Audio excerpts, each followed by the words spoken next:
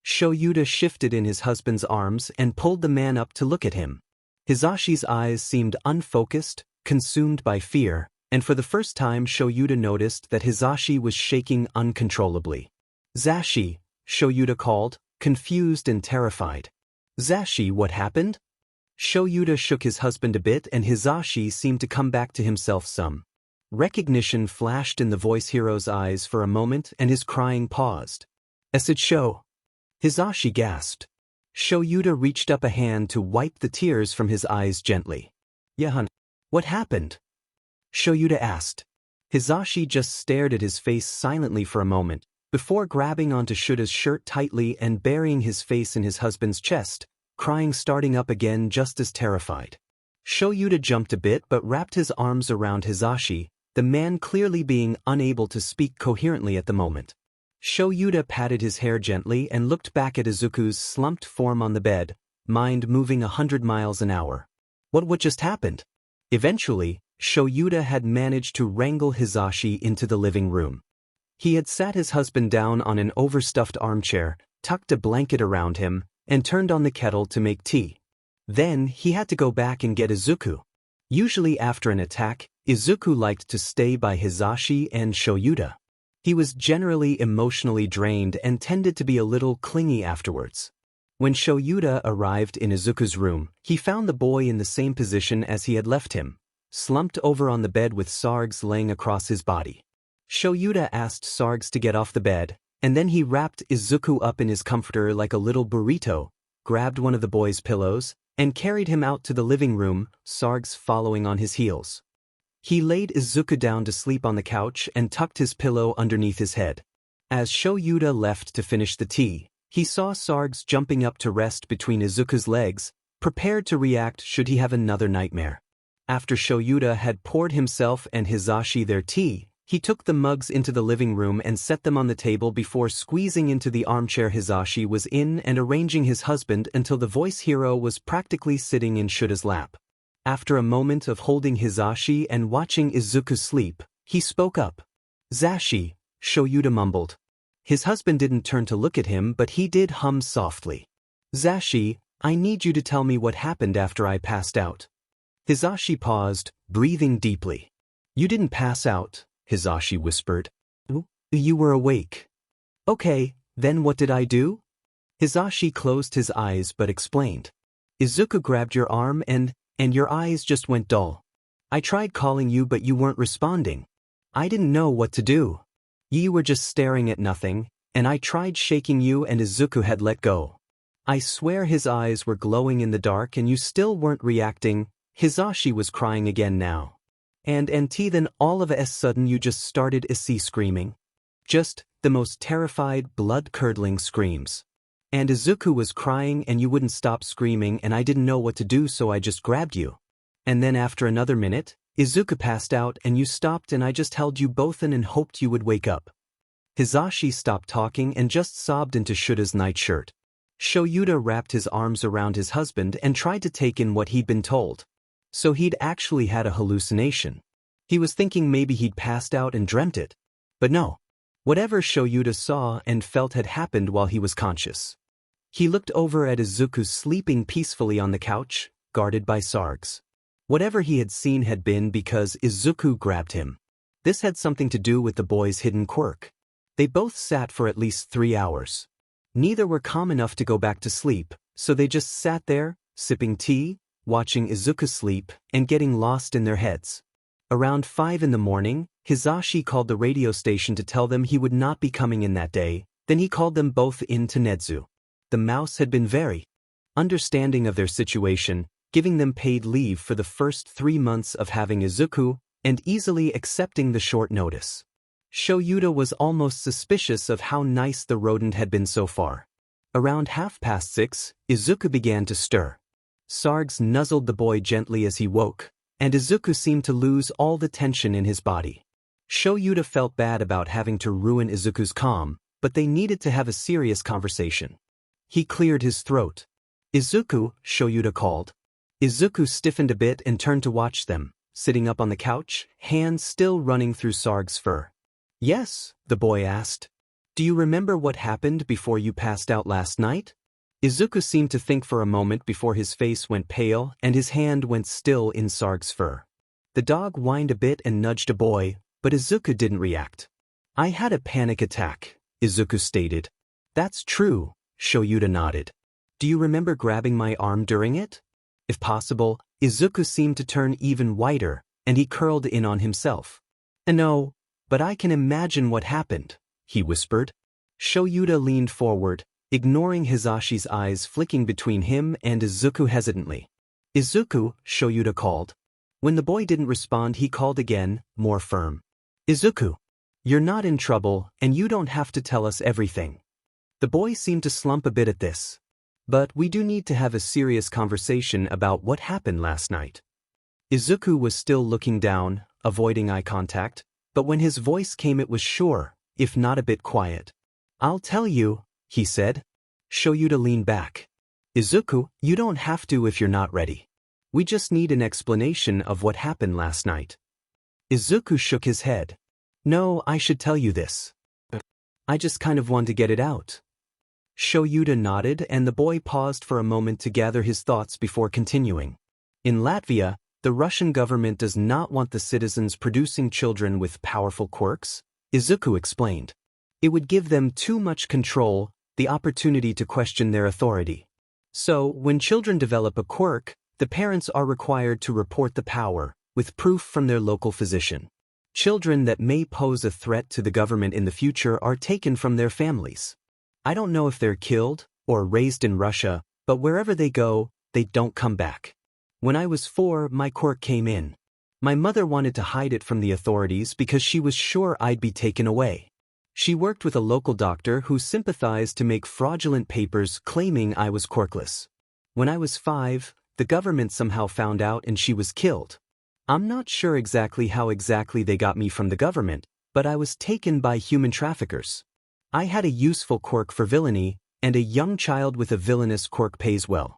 Anyways, I was bought and they hired a man that had escaped from Latvia to train and teach me. They groomed me for villainy and Izuku trailed off, seeming to find it difficult to go on, and Shoyuta interrupted. Izuku, you don't need to explain anything you're uncomfortable with, he comforted. Izuku nodded and fell silent. Shoyuta glanced back at Hisashi, who looked sickened but unsurprised. They knew Izuku had most likely been sold at a young age, knew Latvia was not a nice place to live in. Still, to hear it all out loud was, "Can you tell us what your quirk is?" Hisashi asked hesitantly. Izuku cringed but nodded. Well, it has 2 applications, the boy explained, holding Sarge tightly. The dog just let Izuku draw his comfort. If I touch someone, I can choose to project a memory onto them based on the emotion I am feeling. I don't choose the memory, but I am always aware of what it is. For example, if I am happy and I touch someone, they will experience a memory of mine in which I am happy through my own eyes. Shoyuta thought about what he had seen when Izuku had touched him a few hours ago. He felt sick. But he didn't want to make the boy think he was uncomfortable with his quirk, so he kept it off his face.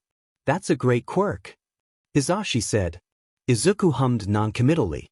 My eyes start turning yellow when I use that part of my quirk. I can touch more than one person and they will experience the same memory, but the more people I touch, the more yellow consumed my eyes. When my natural eye has been completely covered, I lose control and just experience the memory with whoever I used my quirk on until I pass out. I don't know how to get out of that state or stop using my quirk when I'm like that without passing out, so I try to avoid going over my limit. Hisashi nodded sadly, taking it in. Shoyuta had to jump in. So when you grabbed me during your panic attack, you were trying to project your panic? He asked. Izuku shook his head. And no, sometimes during a really bad attack I can't control my quirk and accidentally project on whoever I touch. Sometimes someone can touch me during an attack and my emotions will be projected onto them. Izuku paused for a moment watching their reactions before suddenly panicking. But that doesn't happen a lot. You're not in danger of projection whenever you touch me or whenever I have an attack. It's really rare. Shoyuta held up a hand to calm him. I'm not afraid of your quirk. And I would never avoid touching you for that reason. I believe you when you tell me it's rare, And we'll just have to work on planning a safe way to deal with it on the rare occasion that it ever does happen. Izuku calmed a bit, and Hitoshi spoke up. You said there were 2 ways your quirk can be applied. Can we hear about the other one? He asked gently. Izuku squeezed his eyes shut and turned away, clearly distraught. Just when Shoyuta was about to assure him they didn't need to know, Izuku went on. When I use the other part of my quirk, my eyes turn red. If I not just touch someone, but hold continual skin-to-skin contact with them, I can alter their memories. I can cut things out, people out. And I can create false memories. If I want to. They sat in silence for a moment. Shoyuta could imagine how a quirk like that would be seen as beneficial for criminals. Still, Izuku's quirk didn't have to define him or how he felt about himself. He was just a child that terrible things had happened to. That was all. Izuku, Shoyuta said firmly, standing from his chair. Izuku seemed to curl in on himself, expecting to be struck, and Sarge covered the boy with his weight, looking at Shoyuta reproachfully for scaring. Still, Shoyuta came closer until he was next to the couch and sank down onto the floor. He placed a gentle hand on Izuku's shivering thigh. Izuku, you are not a villain. The boy startled a bit at this and looked up. Shoyuta went on, your quirk does not define you, and neither does how people view you. You are defined by your own actions and yours alone. Izuku stared at him for a moment, thinking. Suddenly tears began streaming down his cheeks and he threw himself at Shoyuta, crying into his shoulder. Shoyuta just held him, petting his hair, as Hitoshi joined them at the couch and joined the hug. Izuku cried for a bit, holding on to the both of them, until he finally spoke up. You know, he croaked. When I was little, and even when I was living with the villains, there was something I always wanted to be. I didn't think it was possible. Shoyuta could hear the question in his words, and so he encouraged Izuku. And what did you want to be? He asked. Izuku pulled back and searched his and Hitoshi's faces, looking a bit sheepish. Still, he breathed deeply and whispered his answer. I wanted to be a hero. Hitoshi grinned and pulled Izuku tighter to his chest while Shoyuta smiled softly. I think, Shoyuta said, you'd be a great hero. Dad. Papa. We're home. Izuku called through the apartment as he opened the door. He heard his guardians in the kitchen, most likely Hitoshi talking Aizawa's ear off while his husband was too tired to complain. Izuku bent down to unhook Sarge's leash from his collar and hang it up by the door. He watched his dog immediately trot into the living room and hop onto the couch, wiggling a bit to get comfortable before snorting and going boneless. Izuku snickered a bit. The mornings while everyone was getting ready were usually the only times Sarge got the couch all to himself, and he knew the dog savored them.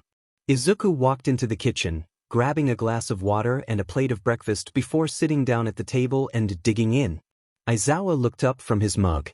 That was a pretty long run, he stated. Izuku smiled sheepishly.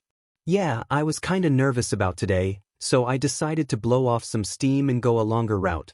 I don't think Sarge appreciated it, the boy mumbled. Hitoshi laughed, but Aizawa just looked at the clock on the counter. He's gonna appreciate it even less now that he's not gonna get his couch time. If you want to get there on time, you'd better start getting ready, he said. Izuku glanced at the clock and, seeing the time, took a few quick bites of his food before rushing to grab Sarge's food. Sarge, he called.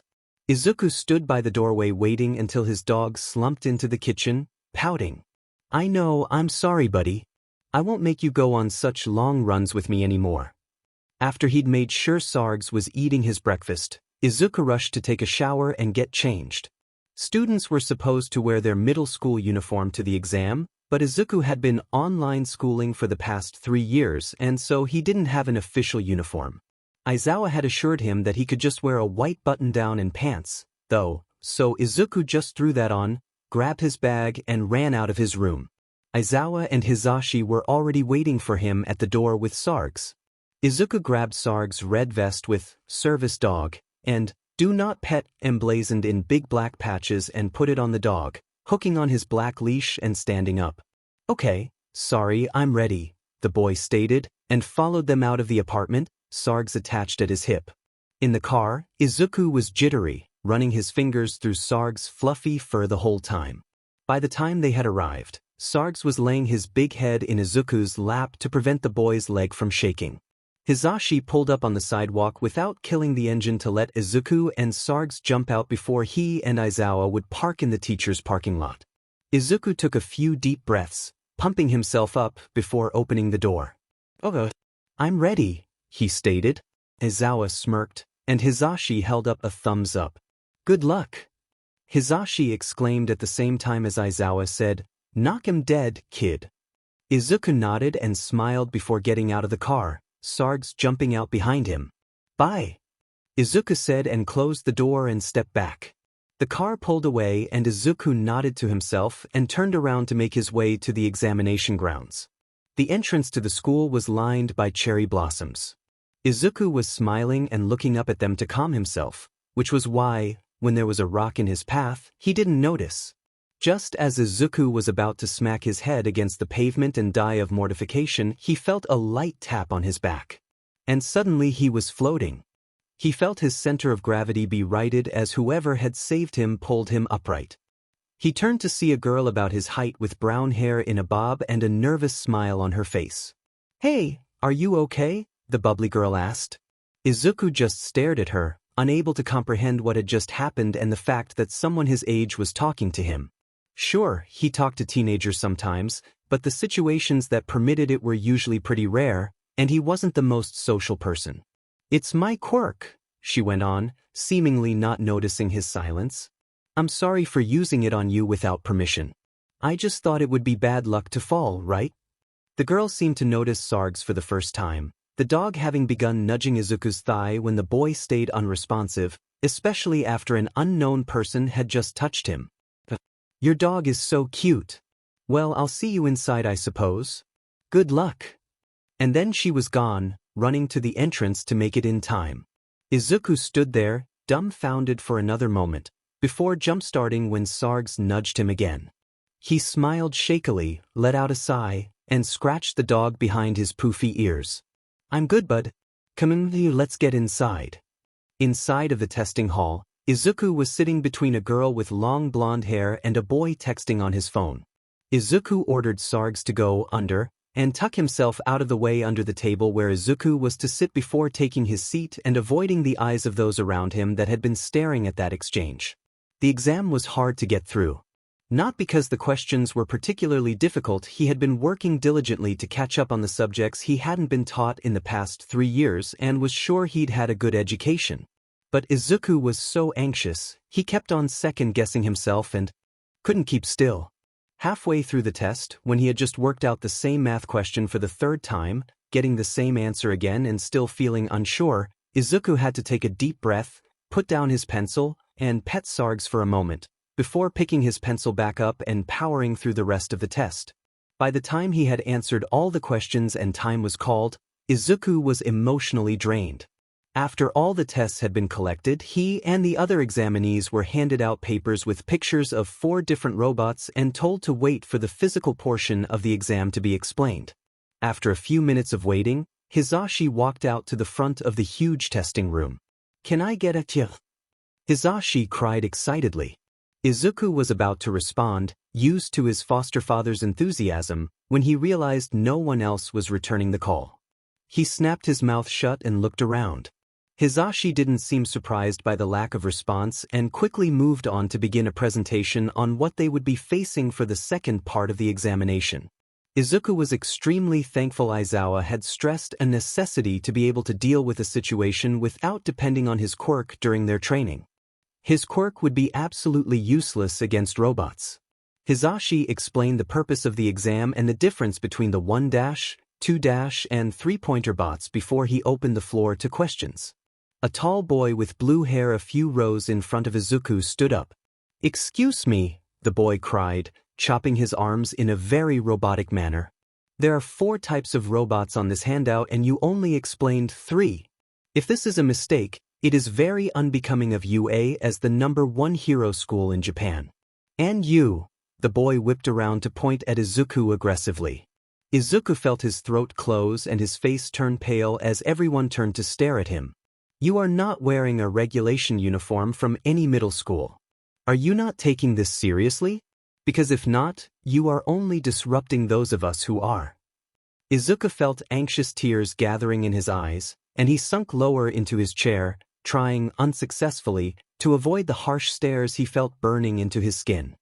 He was sure his face had turned beet red, and could see a few pitying looks from the students around him that had noticed Sarge under the table with his service vest. He just wanted to disappear. Right you are. Examinee number 7111. Hitoshi jumped in, staring at the blue-haired boy a little harshly after he had distressed Izuku for a non-issue. There is a fourth robot, and I was just about to explain it. When you sit down, I'll be happy to continue my presentation. The robot boy clearly didn't hear the severity in Hitoshi's voice. Of course. My apologies for the interruption. The boy sat down and Hitoshi continued. The fourth robot is worth 0 points. It serves as an obstacle and rampages in tight spaces, so I would suggest avoiding it completely. After that, they were ushered into locker rooms to change. Izuku had been ordered to leave Sarge with Hitoshi for this part of the exam, so he met up with his guardian, said bye to his dog, and rushed to join everyone in the locker rooms. He changed in a bathroom stall into a pair of gray sweatpants that tapered at the ankle and a breathable long-sleeve shirt, keeping his scars firmly hidden, before going to the area his map had specified. Hitoshi had told him he would have usually been in charge of refereeing the sector Izuku had been assigned but had been moved for obvious reasons. Instead of his foster father on the top of the wall in front of the sector, the R-rated heroine, Midnight, was posing with her whip. Izuku looked around, waiting for the exam to begin, until he noticed the brown-haired girl that had helped him at the entrance when he tripped.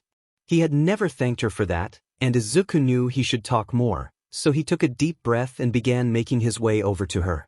But just as he was about to take a step, his path was blocked by the tall blue-haired boy that had aggressively pointed him out earlier. "What are you doing?" the intimidating boy exclaimed. "Are you going over to distract that girl?" Izuku felt the air leave his lungs and he struggled to get out a sentence. "And no, Izuku gasped. I was." But before he could continue to embarrass himself, Izuku was interrupted by the crack of a whip. "The exam has begun," Midnight cried. Used to reacting quickly and unexpectedly, and eager to leave the uncomfortable situation, Izuku quickly shot in front of the group and ran to start the exam before the other students had even realized what was happening. Izuku rushed out to the fake city and was immediately ambushed by 3 robots.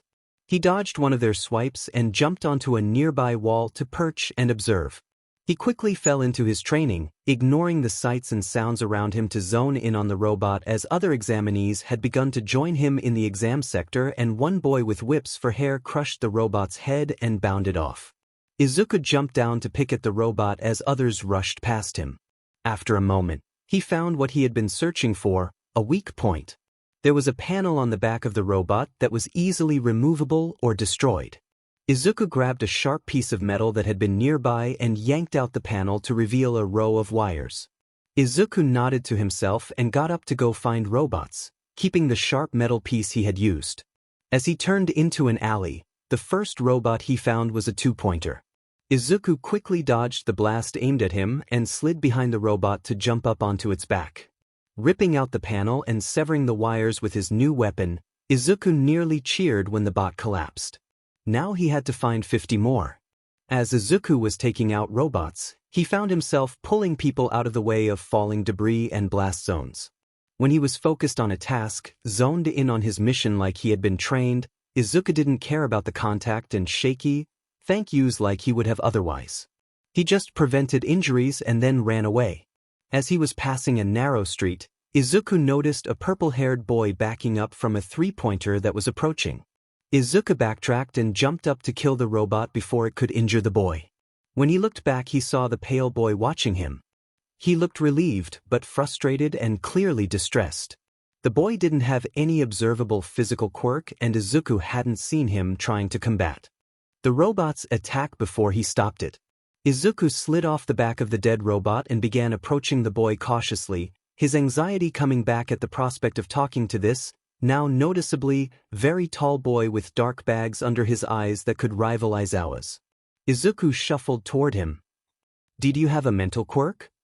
Izuku guessed. The boy turned to stare at him suspiciously, looking Izuku up and down for a moment before nodding. Izuku nodded and continued.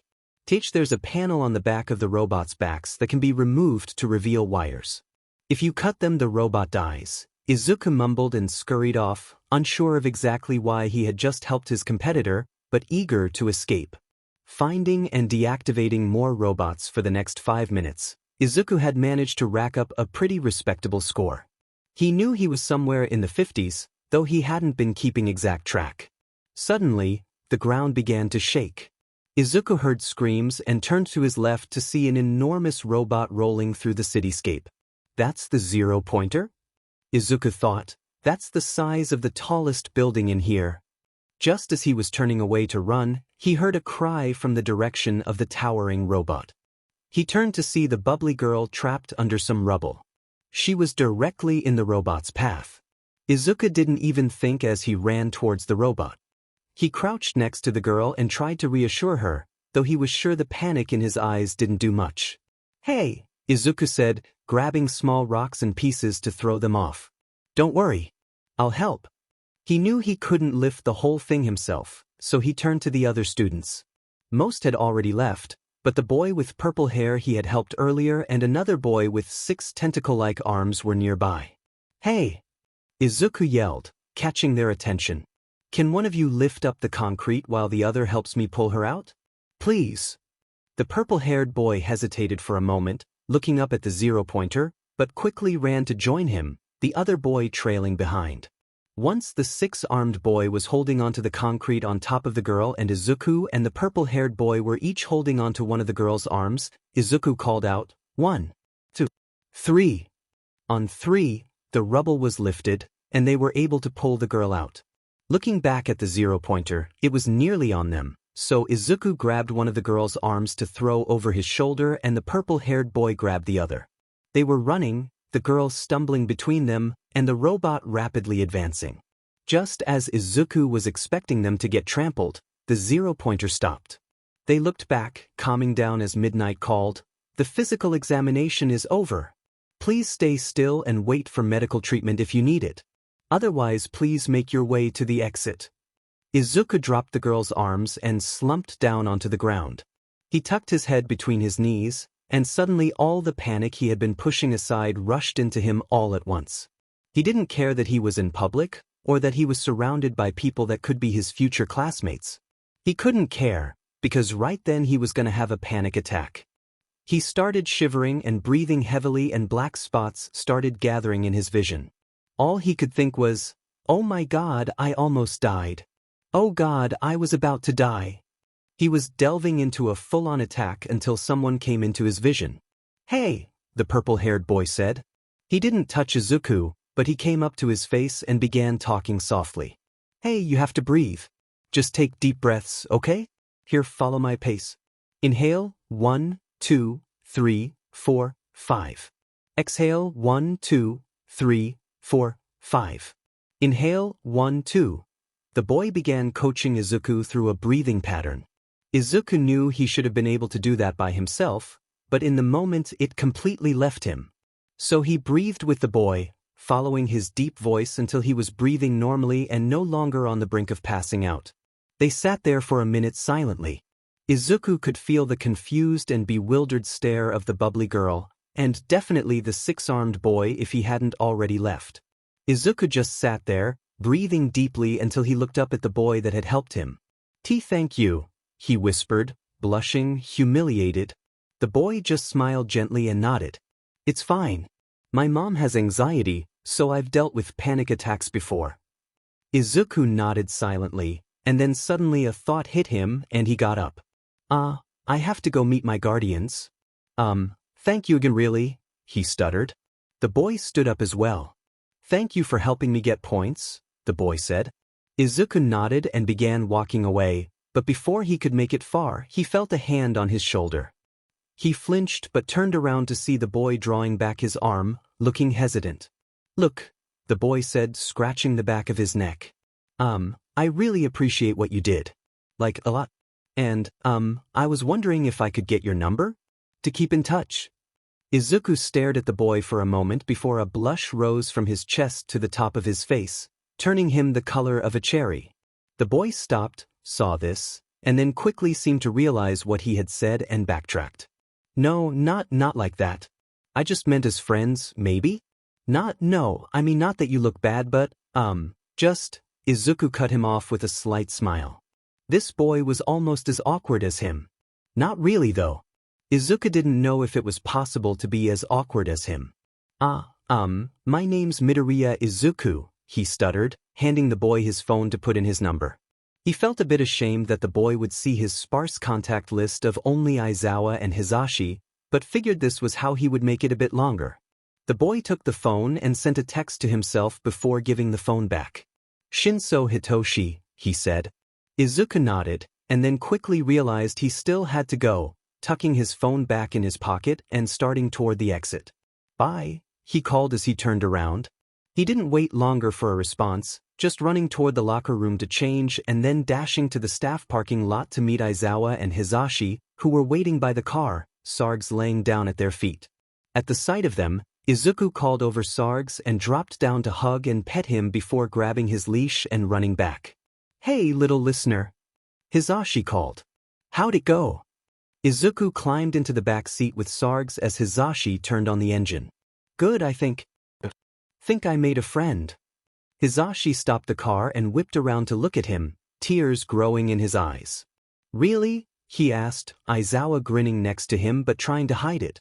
Izuku blushed, a bit ashamed that him making a friend was met with such fanfare. But, truthfully, his best friend was Sarge and that was about it. He didn't know a lot of people. He looked down and nodded. Hisashi cheered happily and pulled the car out of the parking lot. That's great, he exclaimed excitedly. I hope we'll meet him someday. Izuku smiled a bit and nodded again. He knew Hisashi and Aizawa would never tell him if he'd made it, and they hadn't been the ones to score him anyway. But he felt pretty good about the exam and their reactions. So he looked out the window as they drove and just basked in the feeling of accomplishment. Izuku and Hitoshi had been talking since the entrance exam. They texted every day and called generally about once a week. At first, Izuku had been nervous that he was pestering Hitoshi. He had never had a friend his age and had been sure Hitoshi was regretting his choice to stay in contact with Izuku. But Hitoshi had assured him that he enjoyed their conversations and was happy to talk to him. Izuku had worried less about the other boys' possible reactions to their conversations after that. Hitoshi had asked Izuku to call him by his first name after a month of them speaking, and Izuku had followed suit. Honestly, he was still getting used to using people's surnames rather than their given ones, and so he generally just followed other people's lead. If he had it his way, everyone would just call him Izuku, but he knew sometimes people were uncomfortable with that. When he had gotten his letter from UA telling him whether or not he had been accepted, he had decided to wait until his friend had gotten his as well. They had called each other immediately afterwards, yelling and celebrating about both having been accepted into, not just UA, but Class 1A. Thank you, Midoriya. Hitoshi had cried. I only managed to get any points because of you. And half of my score was rescue points that you made me get. Izuku had brushed it off awkwardly, but inside he was glad that he had stopped to talk to Hitoshi in the exam. Over the past month and a half, they'd gotten pretty close. Hitoshi had admitted that he struggled with insomnia and depression, and Izuku had hesitantly told him about his anxiety and PTSD, which had also caused him to suffer from depression in the past. Hitoshi knew that Izuku had a service dog and he didn't judge him for it. In fact, they liked to exchange funny pictures of their pets. Hitoshi sent photos of his blind cat, Ghost, getting into ridiculous situations, and Izuku sent pictures of Sarge worshipping an uncaring AIA. He still hadn't managed to get the cat to give him the time of day, and Izuku thought it was hilarious. Today was important. Today was the first time they would be hanging out in person since the entrance exam. They had both been pretty busy, Hitoshi especially since he still went to school while Izuku did his online and could rearrange his schedule to get free time when he wanted. But Hitoshi had been insistent on meeting up this weekend to speak. He had seemed nervous to Izuku, so the boy had gladly accepted. Now Izuku was sitting in a cafe, Sarge tucked under the table calmly watching other patrons while Izuku anxiously watched out for Hitoshi through the window. Finally, After about 10 minutes of waiting and second-guessing, Izuku saw Hitoshi crossing the street toward the cafe. He sighed, relieved, and waved to catch the other boy's attention when he walked through the door. Hitoshi scanned the cafe before noticing him and making his way over with a nervous smile. "Hey," Hitoshi greeted, sitting down in the chair opposite Izuku. Izuku waved a little awkwardly. "Hi," he said. Hitoshi looked under the table at the dog lying by Izuku's feet. "Ah, and here's Sarge," Hitoshi smiled. Izuku had told his friend about how he introduced him as Sergeant to strangers, but he had said Hitoshi could use his real name since Izuku trusted him not to try to distract the dog when he was working. Izuku smiled and leaned down to scratch behind Sarge's ears. "Yep. If you want, we can go to the park after this and he can take off his vest for a bit and run around," Izuku asked. Hitoshi nodded but seemed to sober a bit. After they had each ordered and gotten their drinks, Hitoshi's being some kind of over-caffeinated poison and Izuku's being a cup of pure, colorful sugar, Hitoshi stopped and quietly set down his coffee. Izuku quickly did the same and turned his full attention to his friend. "Izuku, I think it's about time I tell you about my quirk," Hitoshi said, cradling his hands on his warm mug, looking down. Izuku nodded hesitantly. They had never told each other about their quirks. They knew they both had mental emitter types, but other than that neither had been very forthcoming. Izuku knew his quirk wasn't truly evil like he had believed when he was younger, but he still didn't want to chance other people's opinions. And if Hitoshi seemed just as unwilling to share, he saw no issue. But they really should talk about this, and Izuku knew he had to tell Hitoshi his quirk before they got to UA in case his friend was uncomfortable with it. "I completely understand if you don't want to hang out after this, and if that's the case I can lose your number," Izuku interrupted Hitoshi. "I would never be uncomfortable with being your friend because of a quirk. I don't care about that. But you might wish you hadn't met me after you know mine?" Hitoshi seemed doubtful, but nodded and continued. "My quirk? Hitoshi stuttered. Izuku nodded in encouragement and Hitoshi seemed to steel himself. "My quirk is called brainwash. I can make someone do what I say if they respond to me." After he said it, it was like a dam had broken and words began spilling out of Hitoshi's mouth. "I get it if you don't want to be friends with me anymore. Everyone at school just avoids speaking to me, so I totally get it. I know it's villainous and scary, so..." Izuku held up a hand to stop his friend's speech. He couldn't believe it. All this time, Izuku had been worrying about Hitoshi's reaction and losing his only friend that wasn't his dog, and the whole time Hitoshi had been worrying over the exact same situation. Izuku would almost find it funny if it wasn't so sad. He pulled out his phone and began scrolling through his photos, a speech forming in his head. Finally, he looked up at Hitoshi's scared face, though it was clear the boy was trying to hide his emotions. "You know how I live with my foster dads?" Izuku asked.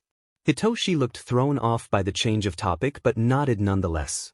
"Well, I hadn't told you, but I think I can trust you pretty well," he began.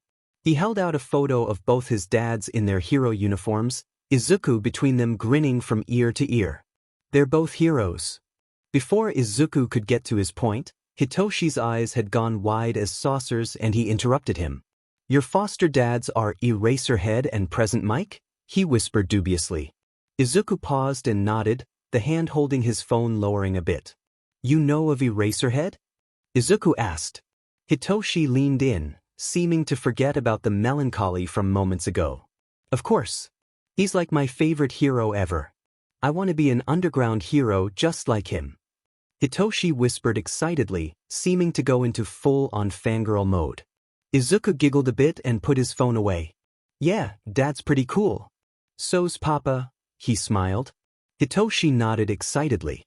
"Present Mick's cool too," he agreed. Izuku laughed again. "Well, it's good you think that, because they've been asking to meet you since the exam. Actually, they're both teachers at UA and Dad's gonna be our homeroom teacher, so expect hell."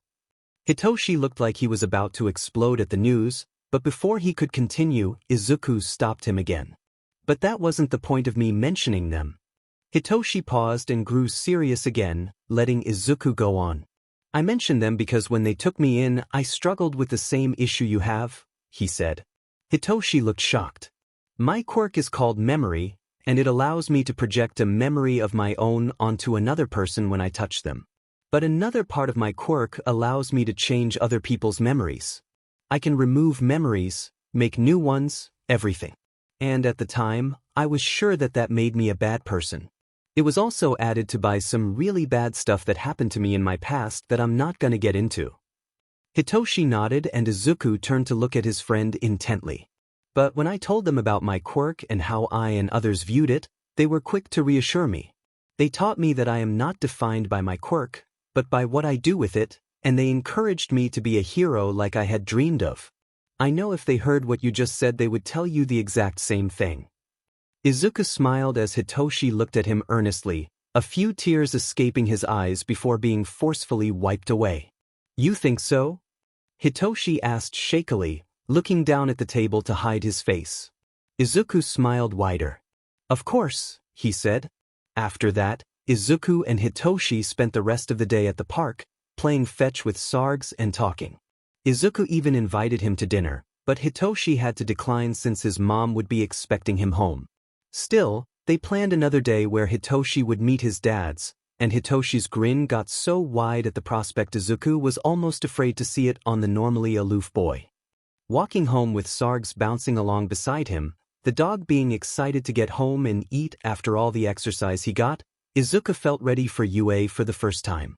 He had his first ever teenage friend in the same class as him, Sarge backing him up, and the best dads he could have asked for. And he was going to be a hero. A soft voice rang through the quiet of night, waking the other occupant of the small room. Dodds lames Zimsana's Diana, it whispered. A newly 9-year-old boy rubbed his eyes sleepily before turning to look at the alarm clock on the table beside him. It was 3 a.m. A grin broke out on his face and he jumped up to crash into the chest of the voice's owner. A thin but kind hand patted the boy's curly green hair softly. How do you want to celebrate your birthday, my heart? Wilhelms asked the boy in his arms. The boy looked up, bright green eyes nearly glowing in the dark. Can we bake a cake? The boy asked hopefully. Wilhelms smiled sadly and pulled away from the boy to go light one of the candles in the kitchen. No, we cannot bake a cake this year. But I did manage to snag a treat for you from the kitchens the other day, the young man whispered mischievously. The little boy began hopping around his friend excitedly. You did? What did you get? What did you get? Wilhelms reached into a high cupboard, pulling out a small item wrapped in a napkin before closing the cupboard silently. Well, calm down before you wake them up. Sit at the table. The boy immediately went quiet, sitting at the small, weak table politely. Wilhelms took a seat himself and pushed the little package toward the boy. The 9-year-old slowly unwrapped the napkin to reveal a sugar cookie. His eyes grew wide as saucers. You got this for me? The boy gasped. Wilhelms nodded proudly. One of the wives was baking and they were cooling out in the open when I passed by. God knows why she was baking cookies, but I'm not complaining.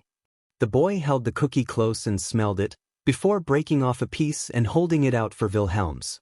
The young man tried to refuse, but the boy was firm. It's my birthday. I want you to enjoy the cookie too, the little boy declared. Wilhelms hesitated but took the piece of cookie, seeing the unyielding look on the boy's face. They both took a bite and tears sprung to the little boy's face as he ate the rest of the cookie.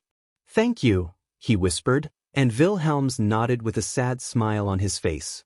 After that, the two played a few card games, Wilhelms letting his little companion win every time, and an hour before the sun was to rise and their day would begin, they climbed out of the little window and laid on the slanted roof above, staring up at the stars as they had 1,000 times before. If you could wish for anything right now, what would you want? Wilhelms asked, looking up at the constellations and feeling the cool breeze on his face. The little boy thought for a moment before giggling. A puppy, he said, throwing his arms toward the sky to accentuate his point. Wilhelms turned to the boy, amused, and patted him on the chest. You are a puppy, Wilhelms said, and the boy laughed before barking a few times to make Wilhelm smile. After another minute of silence, the boy spoke up. What about you? He asked. What would you wish for? Wilhelms shrugged and looked back to the sky, sighing. He knew what he would wish for. He would wish for the little boy to be safe, away from the room they lived in and the people they lived with.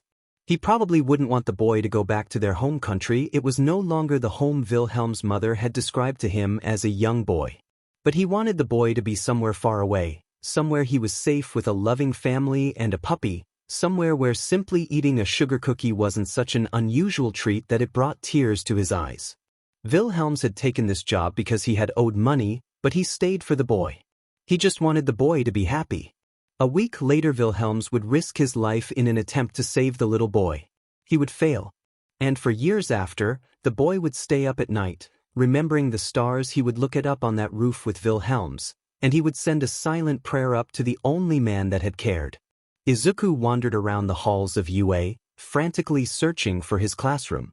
Hitoshi had given him directions before following Shoyuta to the teacher's lounge, and Izuku had still managed to get lost. And other students that he passed by kept staring at Sarge, which was not helping. By the time Izuku had found the door with a giant on it, there were only about 5 minutes until school would start. Izuku took a few deep breaths, bent down to pet Sarge a few times, and steeled himself for opening the door. This was his first time ever being in a school, and his classmates would be with him for the next 3 years. He was determined to make a positive first impression. Finally, Izuku pushed open the door and stepped into the doorway. He was immediately hit by a wave of noise.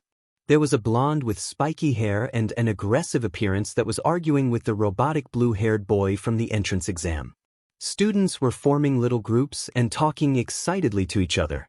A few people were showing off their quirks, including the blonde boy because he was letting off short but loud explosions in his palms. Izuku flinched a bit at the noise and clutched Sarge's leash tighter in his hands. Just as Izuku was about to turn around and walk back out of the room, he spotted Hitoshi sitting in a window seat toward the back and gesturing Izuku towards his own assigned seat in front of Hitoshi. Izuku thought his dad might have done that on purpose, but he definitely wasn't complaining about it. But before he could get to his seat, he was stopped by the blue-haired boy approaching him. Izuku shrunk back a bit. "Hello. I am Ida Tenya from Semi-Private Academy," the robotic boy introduced. Izuku nodded shakily and plastered an awkward smile on his face. Yeah, Midoriya Izuku," he stuttered. "I would like to apologize for my actions the day of the entrance exam. You were truly the better hero and were able to understand the true meaning of the exam. Indeed, if I had known about rescue points, I would have helped people as well." Izuku looked at the boy a bit dumbfounded.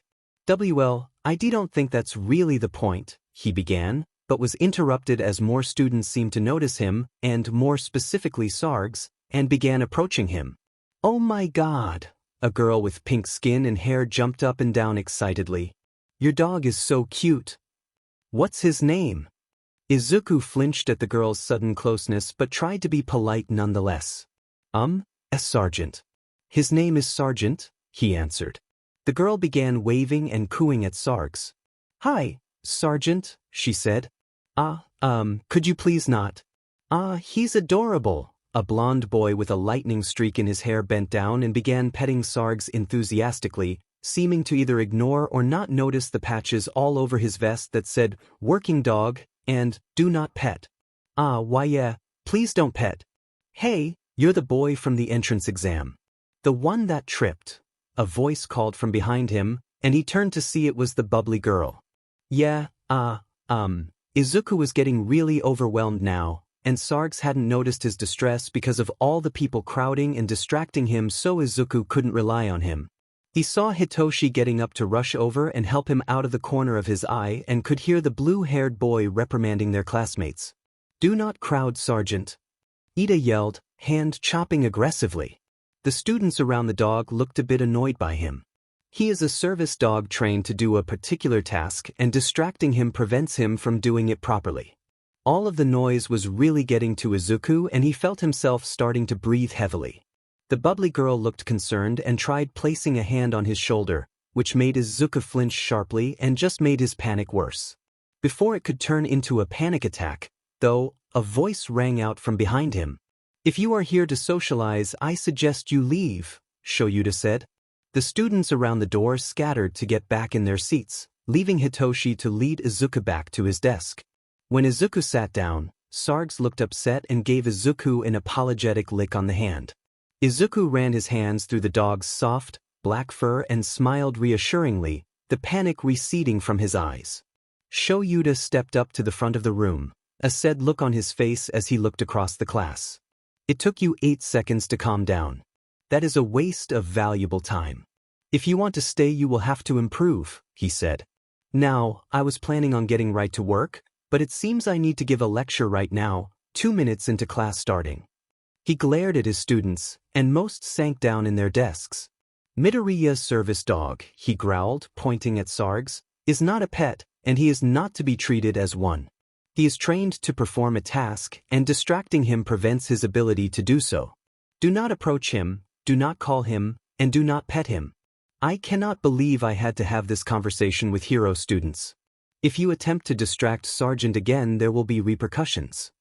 The students that had been crowding around Sarge looked thoroughly reprimanded, and they sent Izuku a few apologetic glances. Shoyuta set down a box of P uniforms on his desk. Now that that's out of the way, change into these and meet me on Training Ground Gamma. Don't be late. And with that, Shoyuta left the classroom. Izuku ignored the pitying looks thrown his way and just grabbed his uniform and left for the locker room with Hitoshi. He changed in the stalls again, wearing a tight long-sleeve shirt under the jacket to hide his tattoo and scars. He and Hitoshi were one of the first students on the field. Bakugo, what was your score on the ball throw in middle school? Shoyuta asked the angry blonde when all of the students had come out. 72 meters. The boy grunted with a slightly cocky smirk on his face. Shoyuta tossed a baseball to him. Try it with your quirk, he said. Bakugo stepped up to the mound, reared back his arm, and shot the ball through the air with a deafening explosion. He yelled, and Izuku and all of the other students flinched back a bit from the power.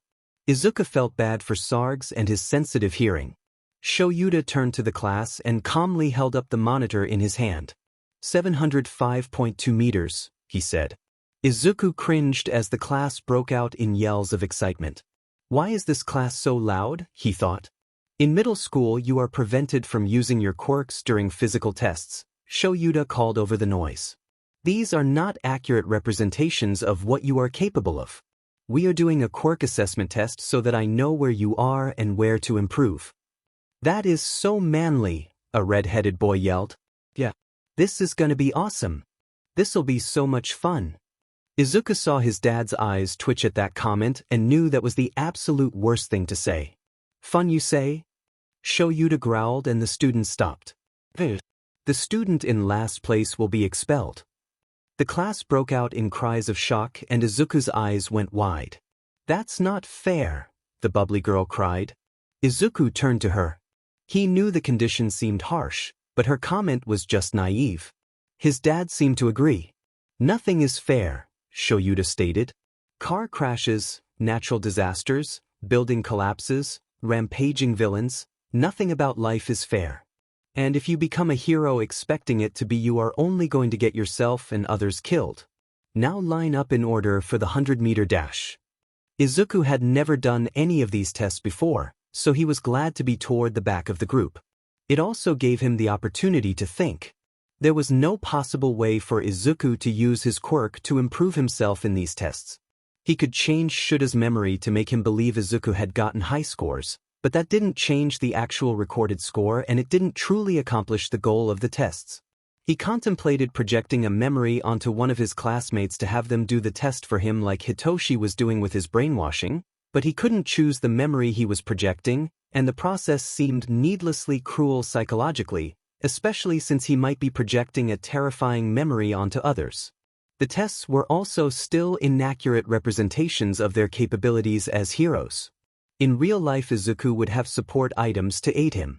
And then he considered the fact that Shoyuta himself wouldn't pass these tests.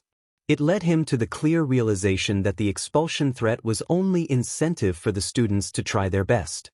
He didn't doubt that Shoyuta was willing to expel a student on the first day. He remembered Hitoshi complaining about Shoyuta having expelled half of his class 2 years ago, but he figured it would be a student that didn't show potential, not necessarily the student who got last. It still wasn't a reason for Izuku to slack off, But he didn't have to panic before he even started the tests expecting to be sent home. He might not have worried anyway since Shoyuda was his dad and knew he had potential, but he had no doubt Shoyuda would expel him if Izuku didn't seem to be putting his all in. So, he just went through the tests without a quirk. His scores were nothing to scoff at, all above average and beating out the students who couldn't use their quirks for that test, but they definitely weren't superhuman.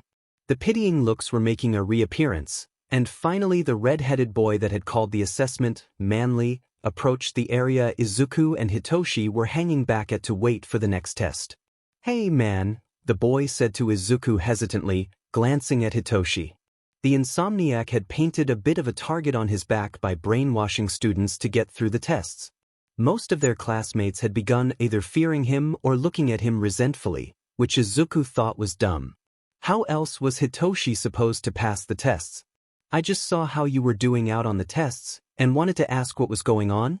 Like, are you not afraid of expulsion?" "A few of us were just wondering," the redhead said, scratching the back of his neck. Izuku smiled reassuringly. "Oh, no, I just can't really do a lot in these tests. My quirk is mental so it doesn't help me here," he said. "I'm sorry to hear that," the boy said. And he really did sound apologetic. "It's not your fault," Izuku smiled softly. The boy nodded, before seeming to get a bit of his excitement from earlier back. "My name's Kirishima Ijiro, by the way. Midoriya Izuku." Izuku fought the ingrained reaction to hold out his hand for a handshake. It had taken work to be able to resist that automatic response. "Ah, the others are really sorry about crowding Sergeant too," Kirishima said. Just as Izuku was gonna speak, he was interrupted by Hitoshi, his friend having been watching this whole exchange. "Then let them apologize themselves. What they did was dumb and potentially dangerous for Izuku," Hitoshi said coldly. Izuku just stared at his companion in shock at the harsh tone as Kirishima stopped and nodded awkwardly before mumbling a goodbye and leaving them alone. "Hitoshi, that wasn't very nice," Izuku said. Hitoshi turned his glare to him, but his face softened a bit when he looked at Izuku. "I don't care. It's true, and you can't argue in defense of them distracting a service dog while they were working," Hitoshi grumbled.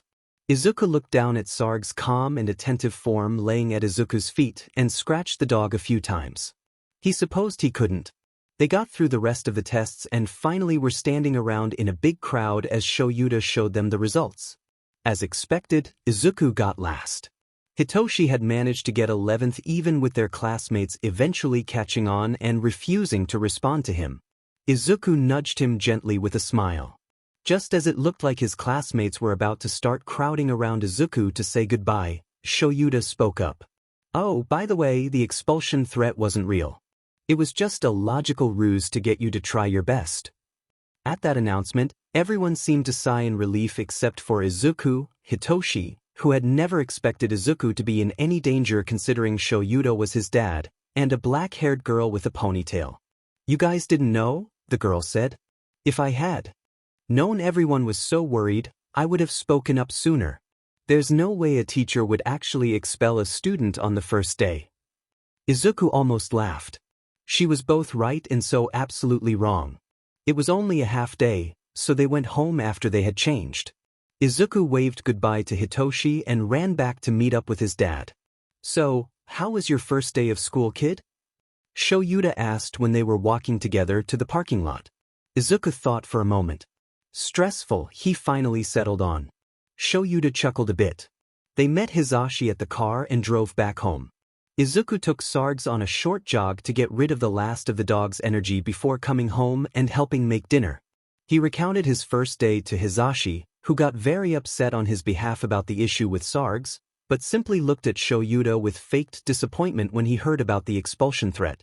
Izuku went to bed that night, Sarge lying peacefully between his legs and his parents laughing quietly with each other in the other room, feeling nervous but optimistic about tomorrow. Izuku stared at the classroom door, waiting for school to start. He had managed to get to class 20 minutes early today because he had to come to school with his parents, but that also meant Hitoshi wasn't there to talk to him. So, the boy was just trying to keep himself entertained. He especially didn't want to have a hallucination if he got too bored. The chances of that were very slight, Usually he had to be severely understimulated for over an hour, but he still didn't like the idea. Ida, the girl with the ponytail, and a few others were waiting as well, but Izuku felt uncomfortable talking to his classmates after the issue with Sarge yesterday. He decided to distract himself with his old vice escaping mental scenarios. He didn't use the exercises as much as he had when he'd been in the room. Surrounded by those blank white walls, Izuku's mind had wandered, and inevitably landed on contemplating what he had done to land himself there. Where had he gone wrong? What had been the mistake? He thought of every decision he had made leading up to the room, changing factors in his head, adding variables, mentally circumventing them, and then coming up with more. He had 100 ideas on where he could have improved, maybe where he could have changed the outcome, could have landed himself in a different situation. Izuku always had what-ifs running through his head. What if he had been faster then? What if he had said that there? What if he had thought of that? What if? But for all the questions and scenarios that he ran through, it never changed the fact that he was in the room. He hadn't been faster. He hadn't said that. He hadn't thought of that. And so he had changed his trajectory to contemplating a way out of the room. What if he tackled the man that came in to give him his food? What if he managed to break through the one-way glass? How would he do that? What would he do if there were armed guards on the other side? What would he do if there weren't? He found that escaping the room had too many variables. He would never be able to imagine all of them or a way out of them. The thought terrified Izuku. So he never even tried. Eventually his musing just turned as a way to pass the time. He would just make up a scenario and contemplate how to deal with it, adding new obstacles for every one he circumvented until the plan became so convoluted, he was no longer able to remember what the initial problem had been. Then he would make up another one and start from square one. What would Izuku do if he was on the top of a 20-story building when it began to collapse? What would he do if he was running away from a murderer in the streets of Tokyo? What would he do if he was dropped on a deserted island? Soon, the questions became insanely ridiculous and specific. What would Izuku do if he only had a pack of gum in his pocket and a rhino began charging at him on a beach in California? What would he do if he had to assassinate the leader of Russia on an airplane flying north over the Pacific Ocean at 575 miles per hour? When he'd been rescued, the detectives had called him brilliant for his unique abilities in forethinking and analysis. He disagreed. Izuku considered it an odd form of daydreaming. He tended to still make up scenarios when he was bored. If he walked into a cafe, he thought, what would I do if an armed robber came in right now and shot the woman behind the counter?